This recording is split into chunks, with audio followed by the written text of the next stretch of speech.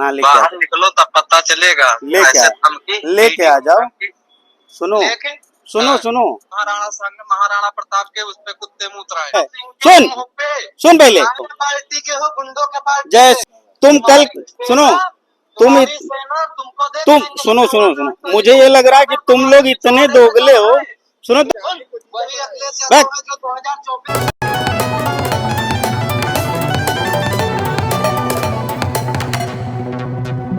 नमस्कार जोहार, मैं विवेक कुमार, आप देख रहे हैं ओबीसी टाइम्स। हमारे साथ मौजूद हैं यादव सेना संगठन के राष्ट्रीय अध्यक्ष शिव कुमार यादव जी। ये शिव कुमार यादव जी हैं, इन्हें हाल ही में फोन करके और मैसेज के माध्यम से जान से मारने की धमकी दी गई है। कहा गया है, ये पूरा आप देख सकते हैं, मेरे सामने इनका व्हाट्सएप मैसेज है। इस नंबर से मैसेज आया है और मैसेज में ये देख सकते हैं, 8 तारीख को 1090 चौराहा पर हम लोग आ रहे हैं लखनऊ। अगर तुझ में और तेरी यादव सेना में हिम्मत है तो आकर दिखाना, फिर पता चलेगा 3% में कितना दम है और 16% में कितना दम है। ये फोन रिकॉर्डिंग है जो इनसे बातचीत हुई है। बातचीत के दौरान उसने अपने आप को करडी सेना का पदाधिकारी और नाम दीपक सिंह बताया है। एक मिनट तो क्या तुम बुलडोजर लेके आओगे क्या राम जी सुमन की तरह हमारे घर पे? नहीं तुम्हारे घर पे नहीं, लेके आ जाओ। ना बाहर निकलो तब पता चलेगा। लेके आ जाओ। सुनो सुनो सुनो, चेहरा छुपा के फोन पे धमकी देने वाले कुकुर धमकी बंद करो। चेहरा नहीं छुपा रहे। अबे सुन, मेरा नाम दीपक सिंह है, लिख ले। हाँ, और सामने से आके कहो, जैसे कह रहे हो कि महाराणा संग महाराणा प्रताप के उस पे कुत्ते मूत्राए। कुत्ते मूत्र ये तुम कह रहे हो? तुम साले इतने दूर थे तुम लोग। मैंने कहा, जो मैं आज भी कायम हूँ कि राणा प्रताप की जो कब्र है ना, जीर्ण शीर्ण अवस्था में पड़ी है। सुन पहले, के मुंह पे कुत्ते मूत्र है, वीडियो भेज सकता हूँ। सुन पहले सुन। जीर्ण शीर्ण अवस्था में पड़ी है, टूटी फूटी है। जाके उसको मरम्मत कराओ और ससम्मान उनको सम्मान दो।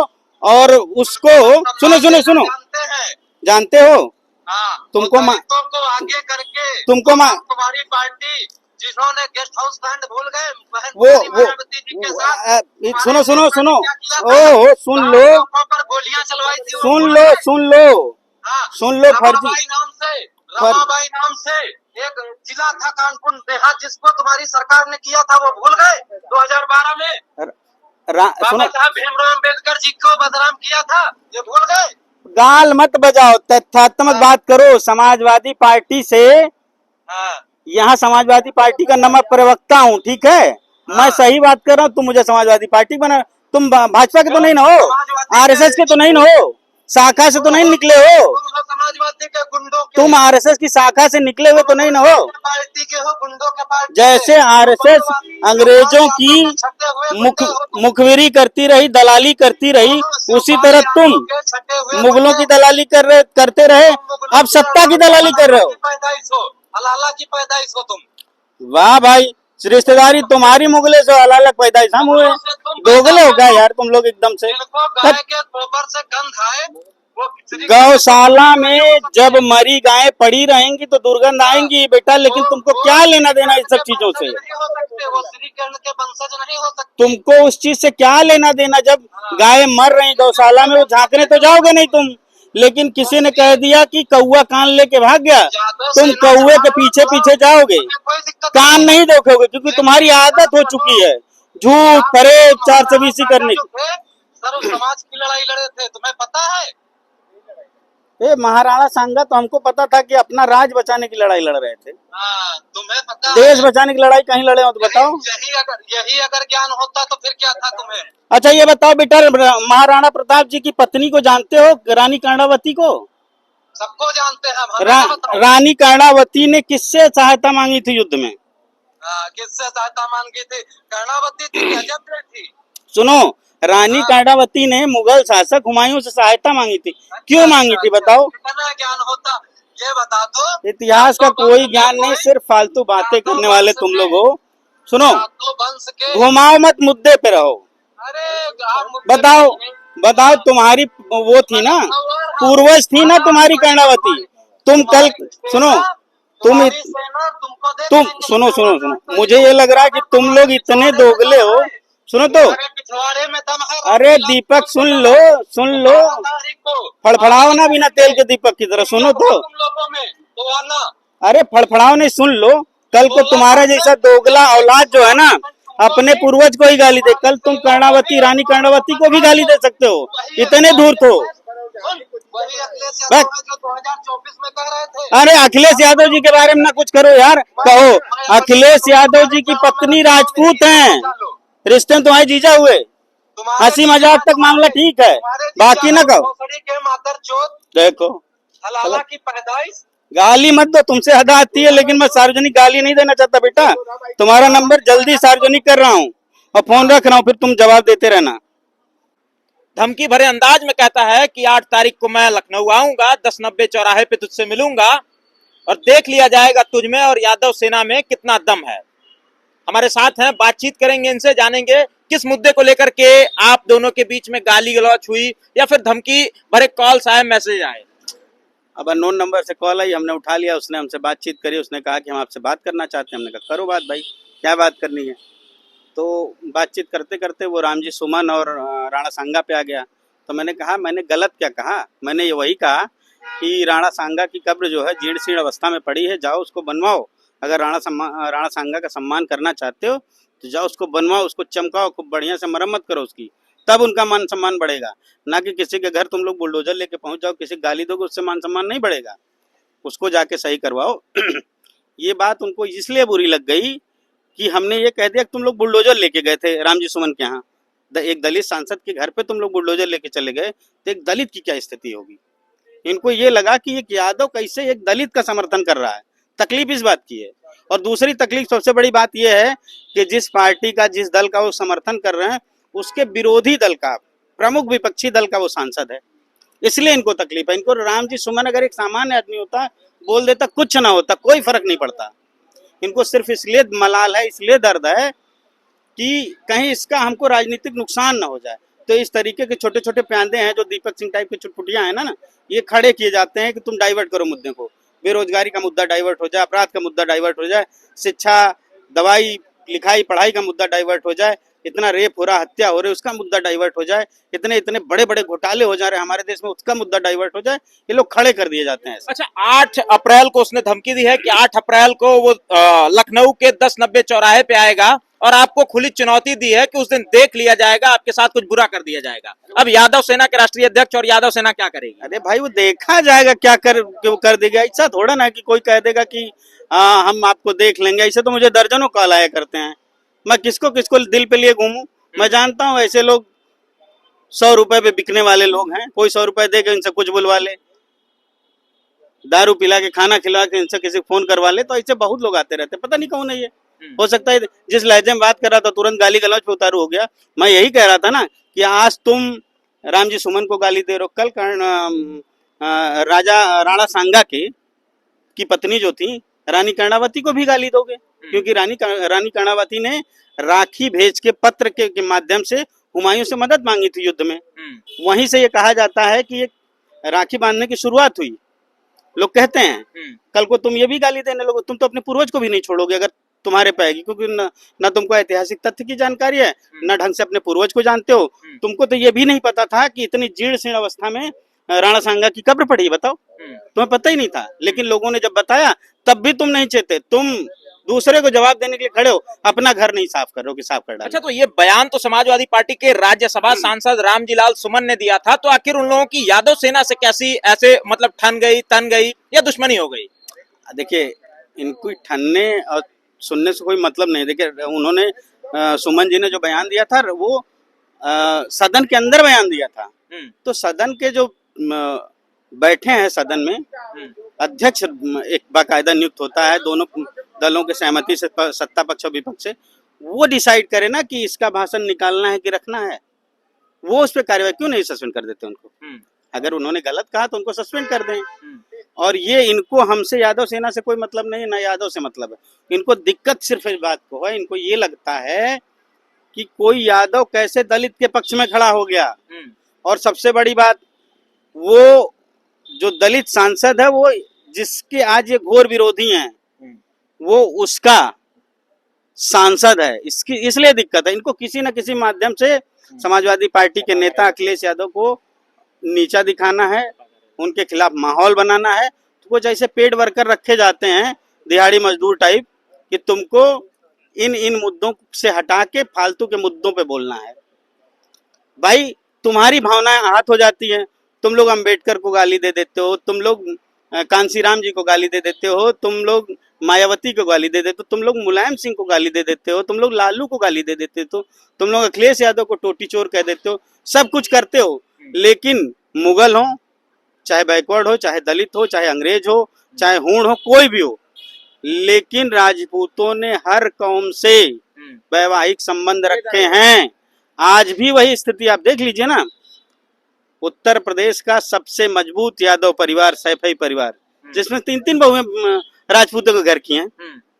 माननीय अखिलेश यादव की पत्नी डिम्पल यादव राजपूत, माननीय शिवपाल जी की लड़के की आदित्य यादव, वो भी सांसद है, उनकी पत्नी राजपूत है ना।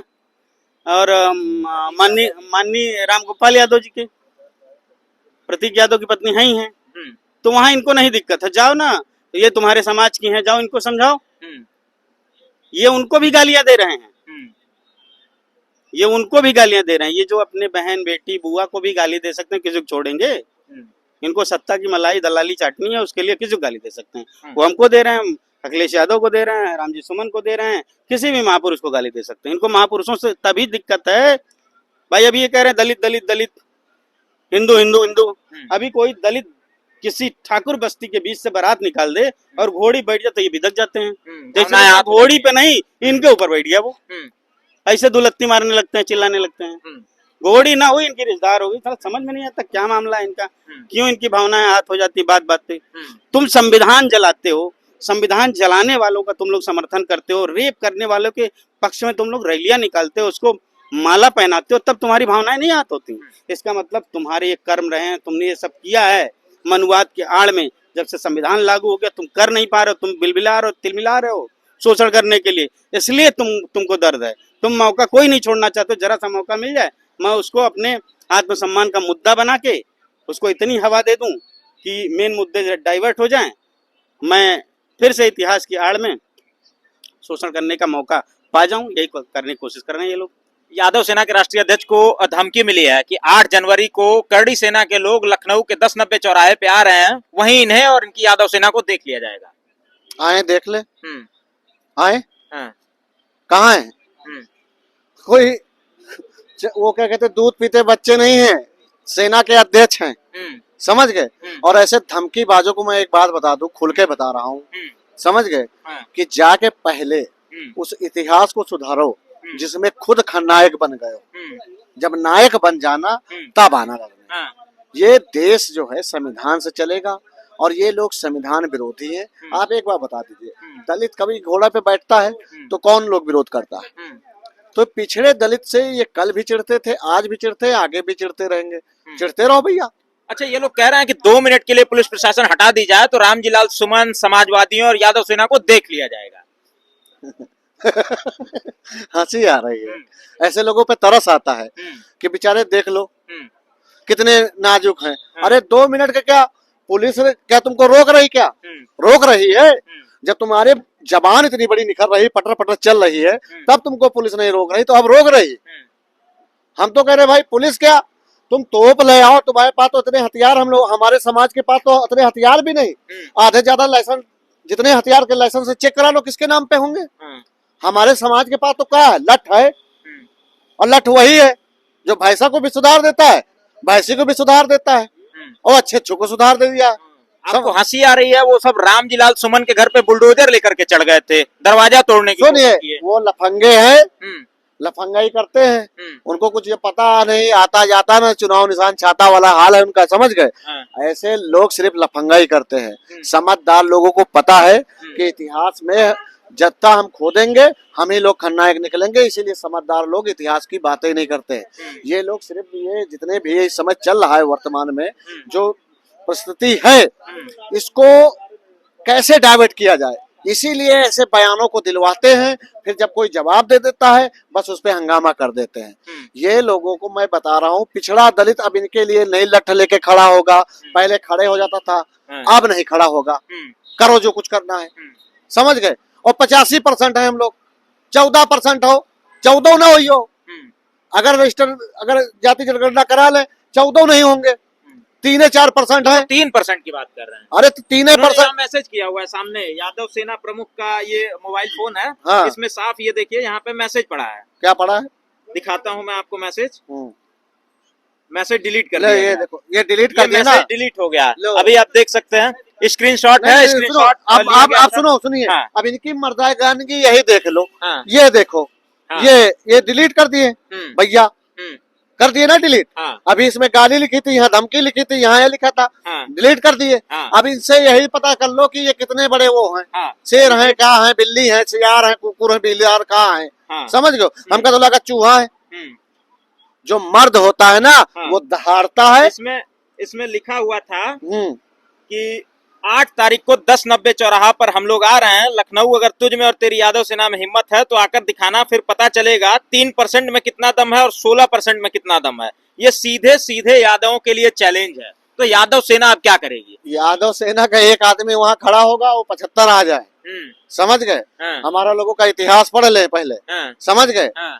तब आएंगे। हाँ। समझ गए? तो यादव भी अब उन्हीं की तरह गुंडाई करेंगे? नहीं, गुंडाई क्यों करेंगे? आओ भैया, पहले बहस करेंगे। हाँ। हम तो कह रहे हैं, हाँ। अगर आपके ग्रंथों में जो किताबें हैं इनमें लिखा है तुम्हारे महापुरुषों को खलनायक, तो जाके कोर्ट में कहो कि भैया हमको खलनायक किसने बनाया।